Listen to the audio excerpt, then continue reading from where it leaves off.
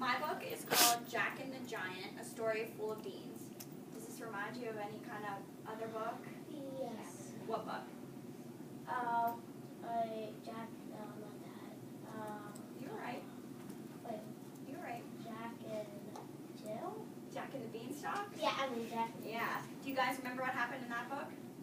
Yes, he sold his cow for 3 magical beans, and the mother was, they're very poor, so the mother was like very mad because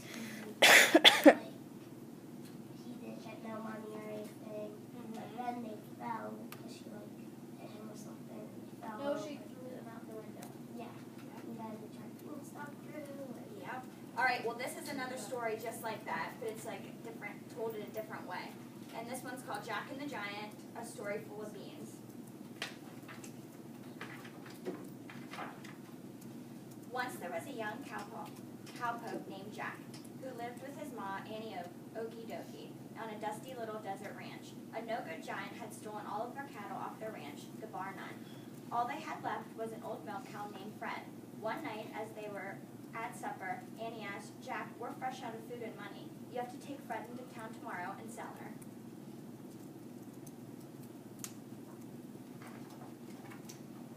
The next morning, Jack and Fred hit the trail just as the sun cleared. Along the way, Jack met a peddler with a creaky old wagon. "Howdy, stranger," the peddler said. "That's some cow you got there. Want to sell her?" "Sure," Jack answered. "I'm on my way to the market right now." "Why not sell her to me and save yourself a long trip into town?" the man asked. "I'll give you a bag of magic beans and this great tasting gum." "Is there any flavor left in it?" asked Jack. "You bet. I only been chewing it for 3 weeks." So the peddler headed off with Fred. Jack went home with a bag of beans, chewing his gum. Did you think that was a fair trade? Old gum? I don't think so either. When Jack showed the beans to his mom, she was furious. "Oh, Jack," she cried, "your first cattle drive and you lose the whole herd." And she chucked the beans out the window. When Jack woke up the next morning, a leaf the size of a hay wagon was poking through the window. A huge beanstalk had grown right up beside his house.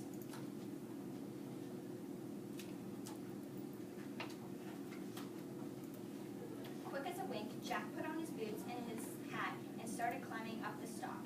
Jack climbed and climbed until he was eye to eye with alf owls and Harris hawks and even a desert thunderstorm. At last, he poked his head through a cloud. To his surprise, there in the clouds was a cow munching on grass. Off in the distance, Jack saw an adobe castle. By now, his stomach was growling like an old grizzly, so he headed straight for the castle, hoping for some real grub.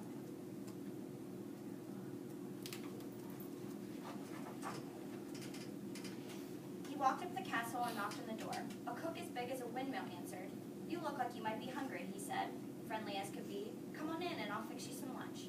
"That would be nice if you think nobody would mind," Jack answered. "Oh no," laughed the cook. "The giant would just love people for lunch." Giant, Jack thought, but he was hungry enough to eat his boots. He followed the cook inside. Would you guys go inside if you knew there was a giant inside? What was No? that one? If you were hungry? Yeah, I don't blame you. Just as Jack was fixing to take his first bite, the giant stomped through the front door. Jack had seen his face before on a wanted poster. He was Wild Bill Hiccup, the famous cattle ruster, and he was ugly enough to peel paint off a picket fence. If I can catch the yellow-bellied coyote, Jack thought, I'd get one heck of a reward. Suddenly, Wild Bill pinched his nose in reward. Yippee!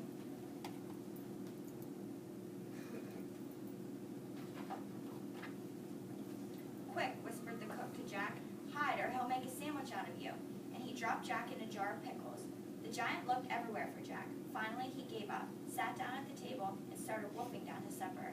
While the giant was eating, the cook brought an old raggedy trunk and set it on the table. The giant pulled out a lasso and banjo and furry buffalo.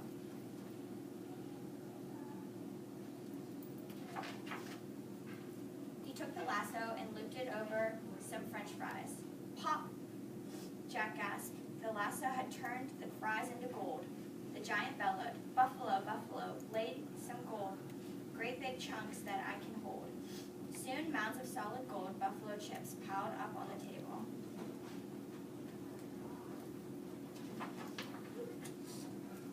Wild Bill rubbed his eyes. "Banjo," he yawned. All this money makes me tired. Sing me to sleep or else you're fired. Before long, the giant was snoring loud enough to get a rock of a headache. Jack pulled up his courage and stepped out in front of the chocolate shape. Reach for the sky, Hiccup, he shouted. I've got you surrounded.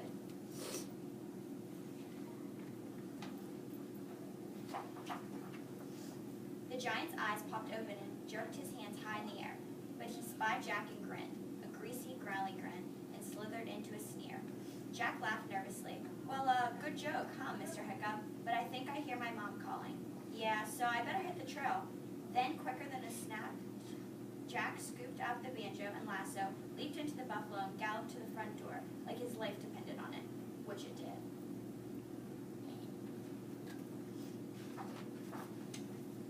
The giant let out a roar and shook the castle and shattered glass. Thief, he cried.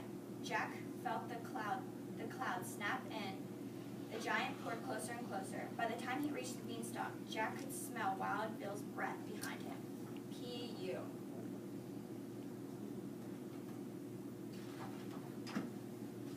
Jack wrapped his legs around the buffalo and tightened his grip and hat as he jumped right off the cloud. Jack billowed out like a parachute. They floated to the desert floor, landing with a gentle thump. Wild Bill was climbing down the beanstalk when Jack grabbed the rope and lassoed through a stout leaf. He tried the other end of the rope, but the buffalo gave a gentle slap and roamed, yelling, "Giddy up!" The buffalo pulled the beanstalk until it was bent upside down. Then Jack tipped his hat at the giant and cut the rope.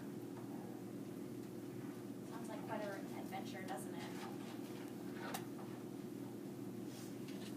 Swoosh, cried the giant. He flew into the air and skidded across the desert, leaving a trail of chaps, jeans, boots, and a granddaddy of the canyons.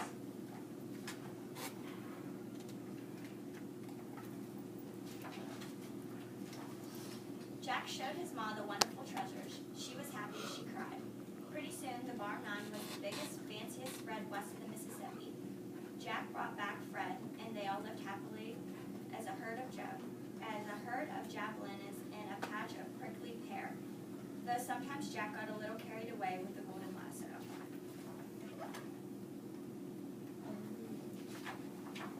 So that was the story.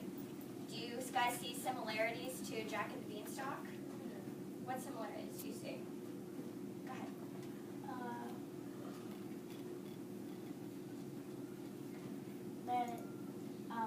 When he was selling the cows, in those stories, they found like a creepy dude, like just like something like beans. Yep. Any other ones? Go ahead. Yep. And how about the beanstalk when he woke up? How it was like way up into the sky? What about with the magic lasso? You know how it made it into gold? What would you guys make if you had a magic lasso that could make it into things? Go ahead. I would lasso it around the top of Mount Everest. Sounds fun. Go ahead. I'd make $1 million. $1 million? All right, guys. Thanks for letting us read.